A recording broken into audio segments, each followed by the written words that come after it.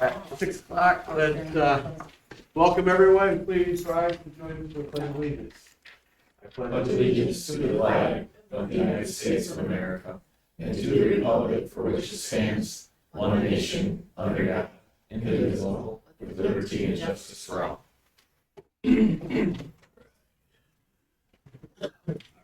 Roll call. Anderson, Present. Holstein, Present. Kuchar, Yaris, Here. Ravish present, Doobie, Present. and Baderfer excused. 6 present. Okay. Well, congratulations to the football team on that big win, and to our girls. Let's see, Josie Whelan, your daughter is Jordan. Was she's first runner-up? First runner-up, yeah. And the queen was Olivia Lachlan, right? Okay. Any additions, deletions, changes to the agenda? Two things. Well, that's not. She's not. No, she's not. She's student rep. Don't matter. Doesn't matter. Yeah, she's on our phone.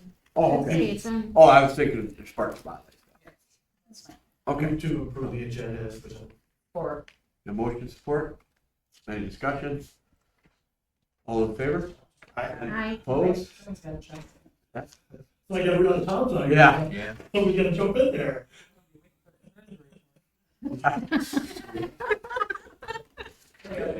On to the, you Spark Spotlight. You gotta read out, no? Oh, right. Oh, you got it? Yeah. Our Central Elementary had Spark Spotlight for September. And our school cooks are known by many different names, such as the lunch lady, the cafeteria lady, or even the food service worker. But regardless of what they are called, they serve an important role for student success at Pinconning Central Elementary. Every day, they prepare approximately 325 lunchtime meals that are sustainable, nutritious, and delicious, as well as packing 18 totes of food that go to every classroom every morning, so all our students have access to breakfast. The food service staff at Pinconning Central Elementary is comprised of Sherry Drottini, Nina Drottini, and Nina Weissman, who have a strong understanding of food safety practices and how to plan a variety of balanced meals. They also have to have the ability to consistently accommodate different dietary, restriction, and nutrition needs. The lunch ladies also have to have good time management and organizational skills, as well as being effective communicators and problem solvers. The Pinconning Area School District and Pinconning Central Elementary are very fortunate to have such dedicated ladies to serve our children. Congratulations, Nina, Sherry, and Nina, for being Spark Spotlight recipients for September 2020. Well, I guess I missed one. Any comments on the agenda? Okay. All right, on to the consent agenda. I'll make a motion to approve the consent agenda. Pay bills totaling $668,630.20. Four. A motion support. Any discussion? Roll call. Yaris, Yes. Anderson, Yes. Kuchar, Yes. Holstein, Yes. Ravish, yes, Doobie, Yes. 6-0. Communication quality. Thank you, President Doobie. Thank you for approving that agenda, which included the IDI contract. I just want to give you a little bit of information about that. We've started the process of looking at possibly extending our bond as it gets closer to the end. So IDI is a company with architects and engineers that help us see what is needed within our district. They go throughout and they compile things, and then they'll bring it back to us, and then we'll have committees that will say, yes, we think we like this, we want this, we need these things. So it will still be our community's decision if we want to move forward with the bond or what those things would be. But they provide a lot of good information, structural engineers and structural ideas for things that could be helpful to us and to our students. So then they help with that bond, and if the bond did get passed, then they're part of the process of the construction and with the plans. So there's no charge unless a bond is passed, and that could be years down the road, but at least they're here to help us look at things until then. So appreciate that. There will be a meeting with the Linwood Civic Improvement Committee this Friday, or this Thursday at 5 o'clock at the Linwood Park. If 2 or 3 of you are interested in going, obviously we can't have more than 3, but if anyone is interested in going to that, just to hear what they have to say about the contract, let me know, and I will give you some details. It will mostly be going over the contract, because as we know, they've switched from the Linwood Park Board to the Linwood Civic Improvement Committee. They don't do as many fundraisers, so they were concerned about some of the bills and things that they had to pay for to keep the park up and running. So we're going to talk about the contract that we drew up, that our lawyer looked at and made some changes to, and hopefully we get that taken care of. Can't make it Thursday. Yeah. I think they got some first time. They're invited also. Yep. Yep, the Linwood youth. Yep, they are invited as well because they're involved with it quite a bit. Where's the meeting gonna be at? At the Linwood Park, they have like an indoor pavilion with seats and things, so. I can go with this one. Yeah. Great. Somebody else really wants to go. Yeah. Just let me know. The MASA conference was last week. That's the Michigan Association of Superintendents. And I like reporting back when I go to conferences on some of the highlights that I was able to see and have. True law presented on bond elections and things that you can and can't do, which was pretty interesting. They want to make sure that schools know that you cannot use school funds to promote a yes vote. In that, those regards where, as a superintendent, I can speak to the Rotary or whatever club it may be, and just like our staff can also talk to people on the outside. But if we used any funds from the school, that would be illegal. So I can't print off materials from the school and bring it. But I can always talk about things. And then the staff, they talk about what can the staff do. You can wear buttons that say vote, but you can't say wear a T-shirt that says vote yes. It's for our kids or things like that. So it was really interesting and helpful to go to that. And then I heard Ted Dinnersmith. He was a former businessman with a background in technology and was appointed by President Obama to represent the U.S. at the United Nations. He's created a few documentaries on education, and his latest endeavor is writing books. His last one was called What Schools Can Be, and it was really interesting to hear him talk from the technology side, and he was a mathematician, but just talking about the things that schools can be, where he hopes that we don't diminish creativity because we're looking at test scores, or what are we trying to teach? Is it just memorizing or is it being creative? So it was really cool hearing him talk. I do have his book, and we'll be looking at that, seeing if we can use anything that he has. Oh, his last book, he did travel across the country to every state and talk to educators on things that are working, and he put that into this book. So it was really cool. And then finally, this is interesting to us that at the legal update, Senate Bill 911 passed last week, and that's involving the MIPSers. It's hoped to be approved by the House and signed by our governor this week. And what this bill is to eliminate the 3% salary reduction to school employees who have been paying it. Not all pay that, but those that do. That will be, if it's passed by the House and governor this week, then that will go into effect on October of 2025, where those staff will see that 3% back in their paycheck. And what it really is that was put into place to keep the benefits for retirees going, to keep that pot growing. But the pot is so big right now, we don't need that extra money, but we still been putting it in. So now they've said we don't need that anymore. It can go back to the educators. So that's interesting, and that's good news for our employees.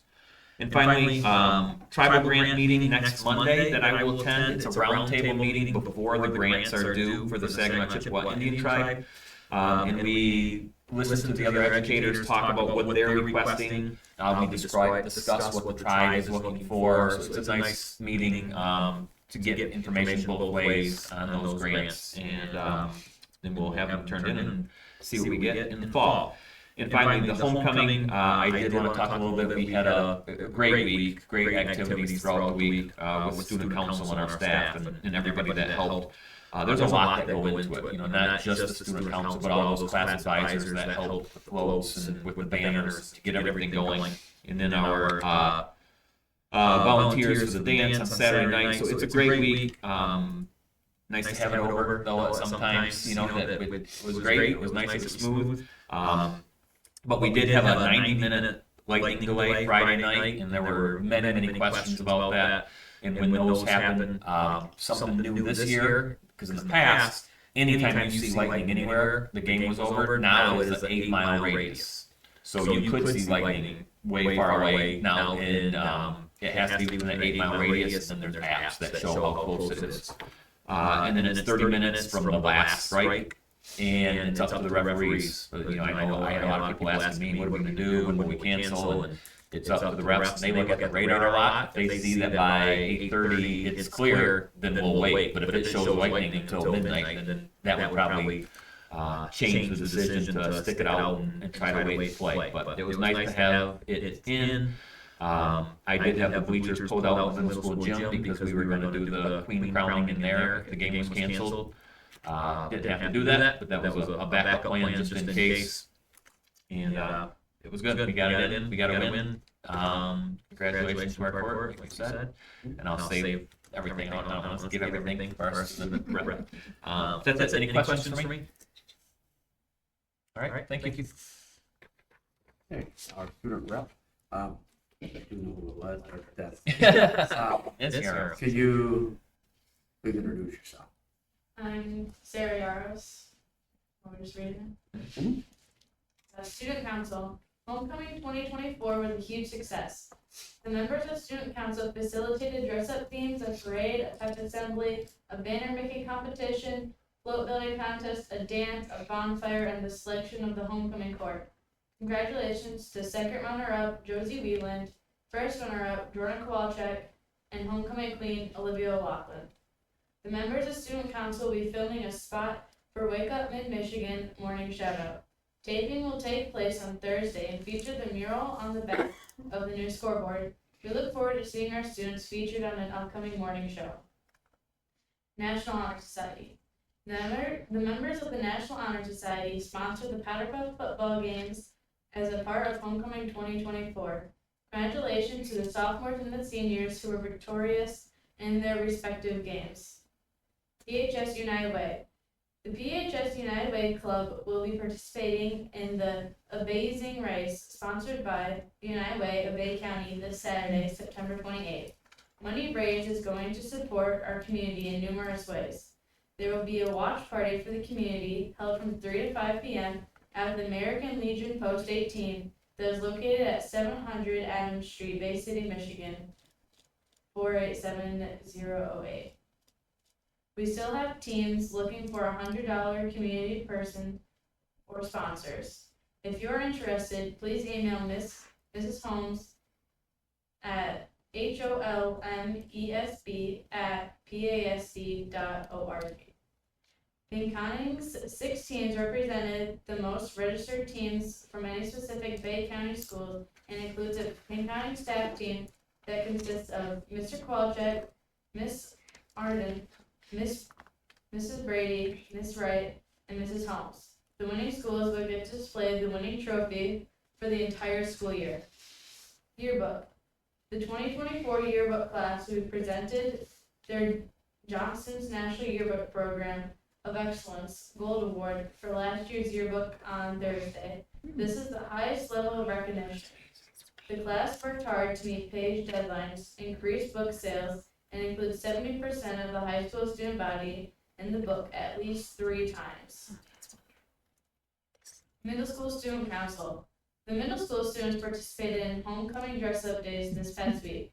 The 8th grade class won the participation award with 48% of the students participating for the week. The Middle School Student Council had 23 applicants and will be starting to host meetings and plan some fun activities for the school year. Cross country. The youth cross-country boys and girls team both finished as runner-up in the 12-team Jack Pine Jamboree. We had 5 boys in top 10 of over 100 runners. Mount Forest cross country course was planted and mulched by Coach Penrith this weekend and should be ready to host over 1,500 runners and spectators in October. It's a big one. It's a big event. Who won the spirit jump? What class? Juniors. Oh, yeah. Good question. Yeah. You know That is a good question. I didn't know that. I thought you should toot your horn. Okay. Administrative staff, John? Just wanted to say our Gaga ball pit, has been built. And if you want to know what Gaga ball is, Google it. It's really cool. Mr. Patrick used that as part of his gym class and explained Okay. the rules and everything, and kids have absolutely been enjoying it. And I forgot to ask, I don't know the guy's name that built it, but he was a really good guy. Okay. Luke. He came in, or here to the Gaga ball pit, nobody told me. I mean, and that kind of thing, where to go, and all that kind of stuff, and he knew his stuff, and he did a wonderful job with that.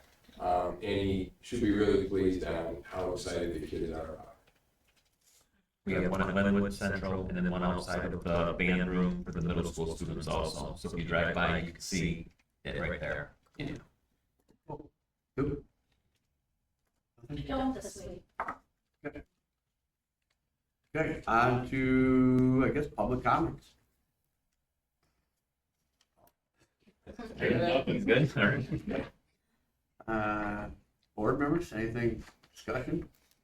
Just wanted to ask you, I don't know if you know, so the video recordings after, like, how long does Jay hold them, or? Like the next day, I think they're up.